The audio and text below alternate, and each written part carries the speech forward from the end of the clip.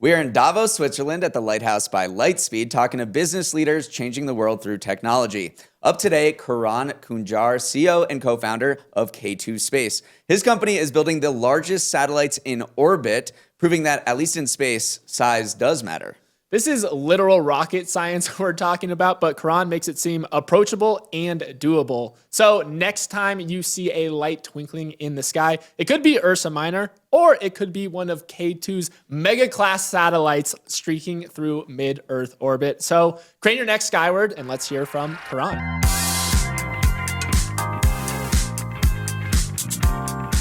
Karan, thanks for joining us. Thanks for having me. Everything in the space industry is trending smaller. Meanwhile, you want to build the biggest satellites in orbit. Why does size matter? Yeah, so size matters because almost every application in space ties back to power. And in a world where all power is generated by solar and solar panels, the bigger your satellite, the more power you have. So we wanted to build the biggest satellite that's ever existed to deliver the most power that's ever existed. Here's my question, though. Is someone going to come along in 5 or 10 years and go, well, K2 wasn't thinking big enough. We're going to make an even bigger satellite with even more power, even higher in orbit. Is there a sweet spot to that size? So when we first started this company, like everyone was going smaller, right? It was 4 years ago. Small sats were the rage. And what we did was it was a massive contrarian bet, pun intended. And, we basically wanted to show people what's possible and start the movement of building bigger. If someone comes in and beats me 5 years from now, going even bigger, I'm going to be just happy that we built the category, right? Like I think long-term for humanity, this is the right way to go. But do you think there is actually like a spot where it's diminishing returns? Not for a while, right? Like we're always going to need more power. If you think about like some of the applications in space, communications, compute, both of those need power. And the more power you give it, the more you can do. So for at least the short term, like I think like we're on this journey where it's just going to be continuing to go bigger and bigger and bigger. Most of us haven't considered the fact that there is more than one orbit. There are actually 3, low Earth orbit, mid-Earth orbit, and geostationary orbit. Can you describe the differences between LEO, MEO, and GEO and why they matter to 100%. your company? Yeah. So LEO is like super close to the Earth. Relatively easy engineering challenge. You don't need to deal with as much like radiation. You don't need to deal with propulsion. You just need to put the satellites up there. MEO is further away. Lots of radiation, but there's some reasons why it's beneficial, which I'll mention in a sec. GEO is like furthest away. Historically, we used to build really big satellites in GEO, right? They were over the same point on Earth. And then 10 years ago, we started doing small sats in LEO. The problem is LEO's getting crowded. SpaceX is going up, Kuiper is going up. There's a company called OneWeb that already has a constellation. The Chinese are coming. And so we're starting to think about how do we go proliferate the other orbits as we go expand our capabilities. When you say crowded, what does that mean in terms of space? Because there's still a lot of space up in space, but you are saying that LEO is now crowded. What does that mean? Yeah, and it's stretching things a little bit, right? Space is massive, right? So even when I say LEO is crowded, it's not like there's satellites bumping into each other right now. It's all a question of risk. It's like as you add 10 to 50,000 satellites in similar orbits, you increase the risk that there's going to be collisions. And so the whole point is there's a massive amount of space between low Earth orbit and GEO that we could go populate if we just figured out how to do it. And if you go figure out those challenges, those are the exact same challenges that you need to solve to go explore and develop the rest of the solar system. One question I had is you mentioned constellation. Yeah. What does that mean in terms of satellites? Yeah, so a single satellite, right? One satellite. A constellation is many satellites, right? And historically, the constellations have all been in low Earth orbit. So Starlink is the most famous kind of commercial constellation, right? Thousands of satellites sitting in LEO. Everyone can stream YouTube and watch this, right? Basically using Starlink. Another constellation is the GPS constellation. If any of you use Google Maps today, congratulations, you used one of 32 satellites sitting up in medium Earth orbit. It's a government constellation that everyone uses every day. And so is K2, even though you're building these very large satellites, are you thinking of it in terms of building a constellation, or are these one-off behemoths? Exactly. So we built these big, powerful, capable satellites, but we tried to keep the price point super low so that people can build constellations of these satellites. And we designed it to go anywhere so they could put that constellation in LEO, MEO, GEO, or even around the moon in the future. How many are we talking in the constellation? Yeah, so we have some constellation customers that are 20, 30 satellites. We have another that wants to do a 100 satellite constellation. We have certain government constellations that range from 50 to 75. Kind of varies based on the mission area and the use case. So you've mentioned Starlink in SpaceX a few times now. Would K2 exist without the advances they made in terms of bringing launch costs down? Absolutely not, right? We owe so much to SpaceX and Elon and the team, right? Like the SpaceX team basically solved the launch problem, right? We went from having very few small launch vehicles to having Falcon 9, an incredibly performant launch vehicle, hitting over 150 launches per year. They also kind of showed the investor community that you could invest capital in space, which was this crazy category 20 years ago, and get an awesome return. And they brought up this group of engineers that are incredibly talented, but also have the conviction to be like, yeah, like that's a really hard challenge, but I can go solve it. So you manufacture satellites. How is manufacturing, just the process itself, different for making something for space than making something for Earth? Yeah, it's way harder. That's the short answer. So you have to worry about things like, there's not many places on Earth where you have to worry about radiation. But you have to worry about like bombarding this satellite that you built with radiation.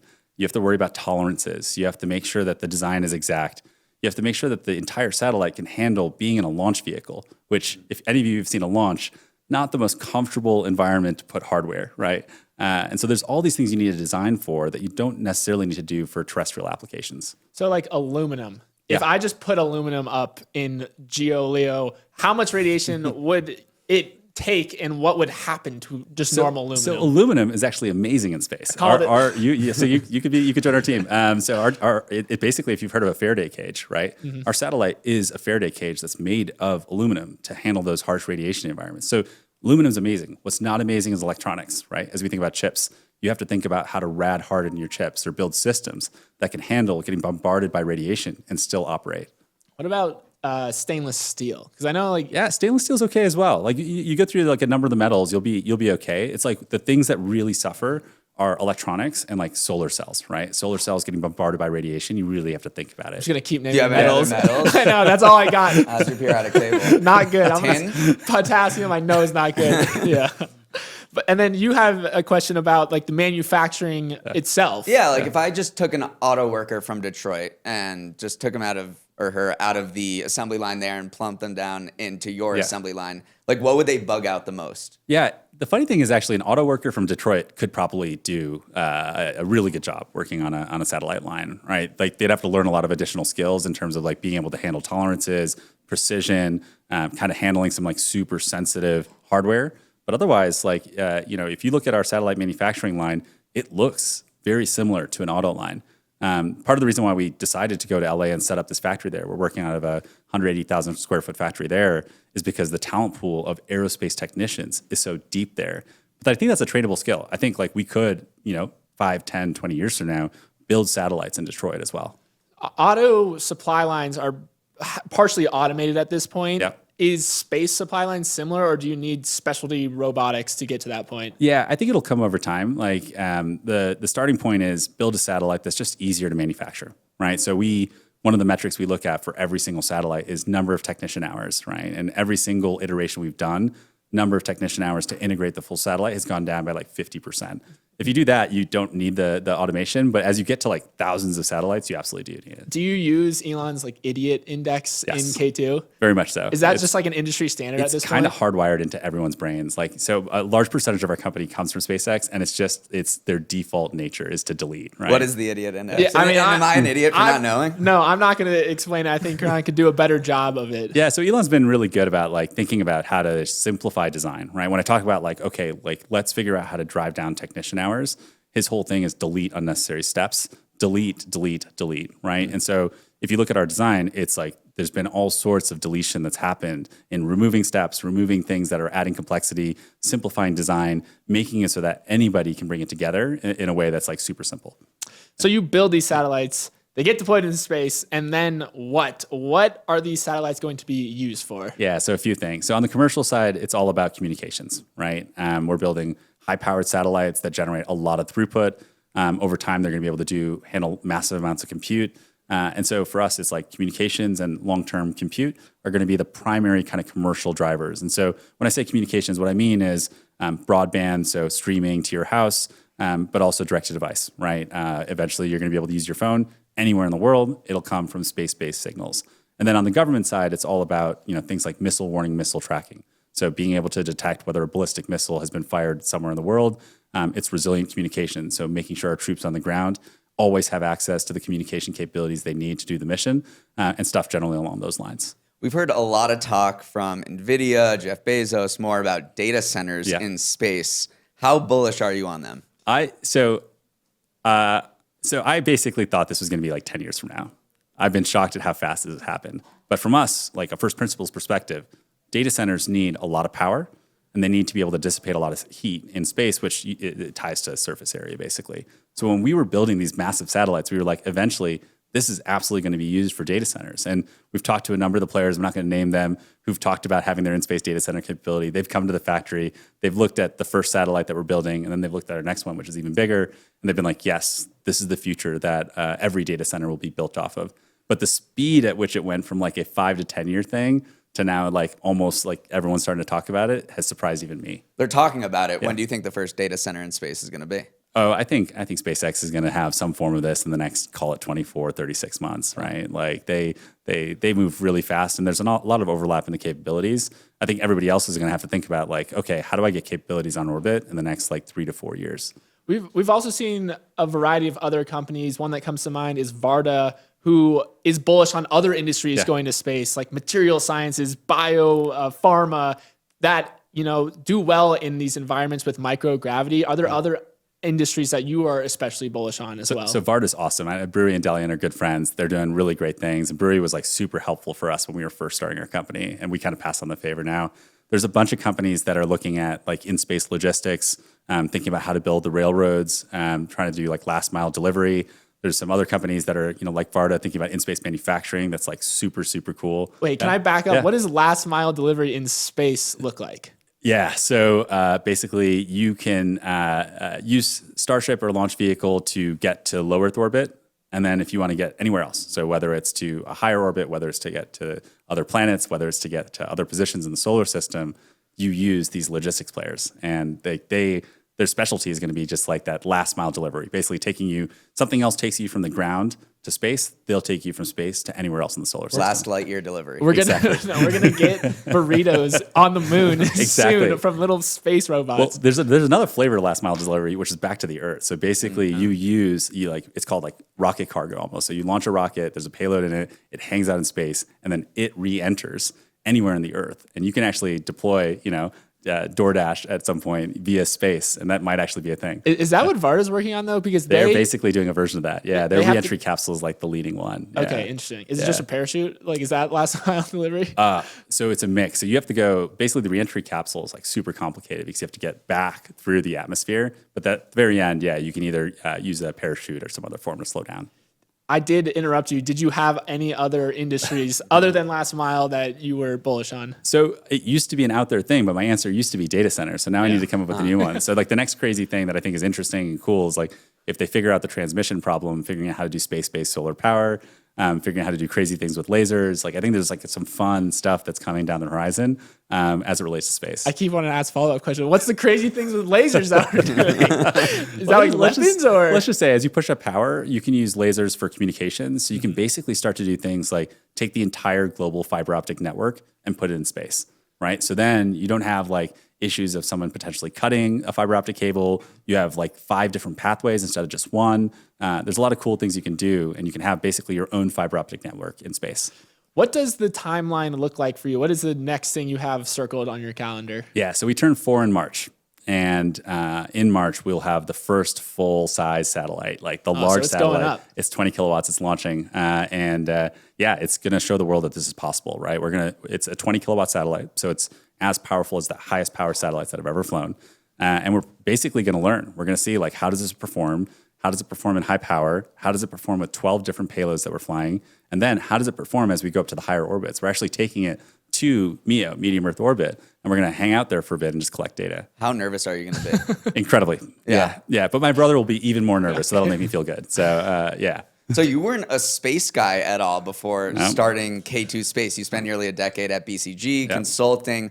What was the learning curve like when it came to space? Like, what was the first thing you did to try to learn about the space industry? Did you just ask ChatGPT, like, what do I need to know about space?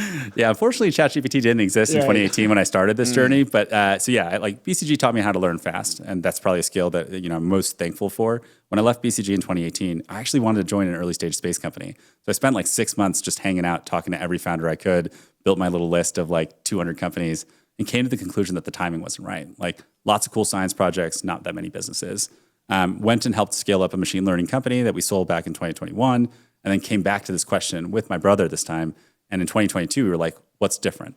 And it turns out that SpaceX was what's different. Like their launch capability, we've talked about it, like increased launch vehicles and everything, made it possible for us to build this kind of satellite. I mean, a key ingredient seems to be your brother in this equation. Yeah. What is it like, starting and running a company with your brother? It's the greatest thing ever.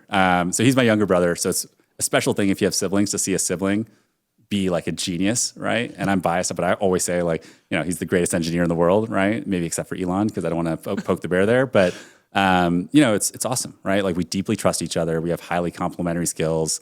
We love building together. At the end of the day, family is most important, right? And so when you know that and you trust each other, you're kind of an unstoppable force, right? And I've heard from a lot of founders, like the founder journey can be really lonely, right? When you're in it by yourself, but having your brother to be able to commiserate with makes it so much easier. So would you recommend going into business with your family? I think it depends on the relationship. Yeah, exactly. If you've got a brother or a sister who's like smarter than you, then yes. We both have younger brothers. I know. Would you start a business with them? We were both putting ourselves in your shoes and thinking through like, I don't know. Maybe I would start a business with your brother, Steven. My brother's kind of smart. Yeah. What do you think about the ISS coming down in 2031? Yeah, I have such mixed feelings. So one thing is it's been one of the coolest things humanity has ever done, right? Like building a space station where we could have astronauts living there indefinitely. One of the coolest things we've ever done, right? So I appreciate that. I also think like there's budget and capital that can be freed up to go do the next really cool thing. If we figure out how to do space stations cheaper, there's a bunch of commercial players that are coming up that can solve the problem for a fraction of the price. And I think if we can figure that out, free up that capital to go do other crazy, out there, cool science missions, that'll be a great thing for everyone. I'm sad. I'm not even in the space industry. When have you thought about that international space? I don't know. All right, it's going down in the Pacific Ocean. Like it just feels wrong, but that's the only way you can bring it down, right? I think there's going to be many more. Yeah. Like I think 10 years from now we're going to be like, there's so many more out there. Yeah. On a scale of 1 to 10, what is your own personal interest in going to space? So I'm a 9. I really, really want to go to space, but I'm not one of those people that wants to be the first person that goes to Mars, right? Because when you think about that, those early colonists are going to be breathing canned air for the rest of their life. Kind of like the ground. I like the earth. So I want to go up, but I want to come back as well. What kind of person is going to be that first person on Mars? It's awesome. I honestly have so much respect for them. It's the people that like long time ago were looking across the Atlantic and were like, I just want to find out what's on the other side, right? Do you think it'll be like a Richard Branson type person? I think so. Yeah, I think it'll be people like that. I think, Elon obviously has shown that he wants to go do that as well. But I think it's the people that have like I want to go explore. I want to go figure it out. And I'm cool with all the sacrifices that go into it. Let's send the genius younger brothers up. Just all in one rocket. He's staying here. I told him he's not allowed to go. He actually wants to go. Yeah, he'd be a 10. Yeah. One question we've been asking a few of these founders during these interviews is what keeps you up at night? What's the biggest problem that is making maybe your dreams a little troubled? I mean, we are fortunate that we have a bunch of customers that are excited about K2. We have a bunch of investors that are excited about K2. So for us, it's all execution this year, right? We got to go figure out, this is the first mission. We're going to learn a lot. So I got to go figure out, like, does the satellite work? If it doesn't work, what do we have to fix? We have another mission coming up 12 months later. So it's execution risk. And then once we figure out one, we got to figure out how to do many, which everyone who's followed Tesla knows how hard that is, right? And what challenges they take on.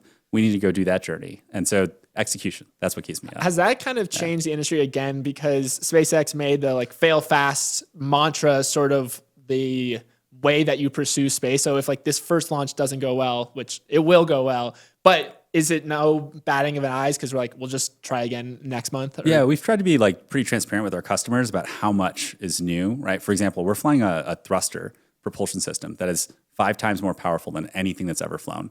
No one's ever fired a thruster at this power, ever, right? So there's like some really new things that are happening. And we try to be really clear, like these are the risks. We're going to learn. We're going to test things out. People know that with space. There is a balance though. Like in space, because you want to be a good steward and you don't want to just like throw up something that you haven't fully tested, it's a balance. And so we've done as much testing as we can on the ground. We've done all the simulations we possibly could. We feel pretty good about it. But at the end of the day, you're only going to learn it by doing. Awesome. It is rocket science after all. Literally. Karan, thanks so much. Thanks for having me. March 2026. I think it's gonna be a beautiful day when that first satellite goes up. We're gonna be nervous for you, but we're also excited. And thanks so much for joining us. Appreciate it.